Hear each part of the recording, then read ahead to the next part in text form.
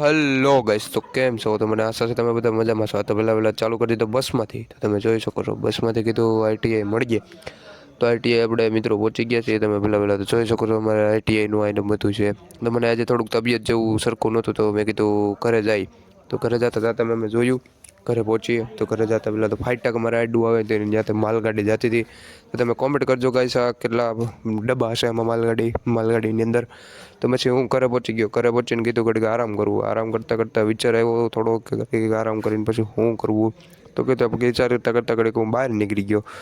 તો વિચાર કરીને દુકાને જાયલો જતો હતો. જો કે દુકાને મારે જવું હતું મારે પાન ખાવા. તો પાન ખાવા તો અમે દુકાને પહોંચી ગયા છીએ. તો એટલે મારા માટે નહીં, બીજા માટે. તમારા ભાઈ બનાવી રહ્યા છે પાન. હવે તમે જોઈ શકો છો. તો કે મારું પાન છે ને હું વ્યસની મુક્ત માણસ છું. વ્યસન શેનું છે એની મારે. જો કે સારું, તમે પણ ના કરશો કોઈ વ્યસન. જો કે અત્યારે પછી અભયભાઈ મને તેડવા આવી ગયા. તો અભયભાઈ જોઈ શકો છો એક્ટિવાનું ચલાવી રહ્યા છે. તો પછી પહોંચી ગયા અમે મંદિરે. તો મંદિરે પહોંચી ગયા, તમે જોઈ શકો છો સનસેટનો વ્યૂ મસ્ત છે. તો કીધું અભયભાઈ ફોટા પાડવા થોડાક. અભયભાઈ પછી કે ફોટા પાડવા છે. તો કીધું ના તો નહીં પાડી, અભયભાઈ છે આપણા. તો પછી અમે ફોટા પડતા જયું. ઘડે સાંજ થઈ ગઈ, ક્યારે આરતી ચાલુ થઈ ગઈ કંઈ ખબર જ ના રહી. તો પછી અમે કીધું અભયભાઈ તેને ઘરે આવી ગયા. તો પછી મેં કીધું તો આપણે પાછળ બેસીએ. તો પાછળ આપણે પબ્લિક વધારે તું બધું ત્યાં કીધું સારું લાગે ને બધે બેસીએ ઘડીક.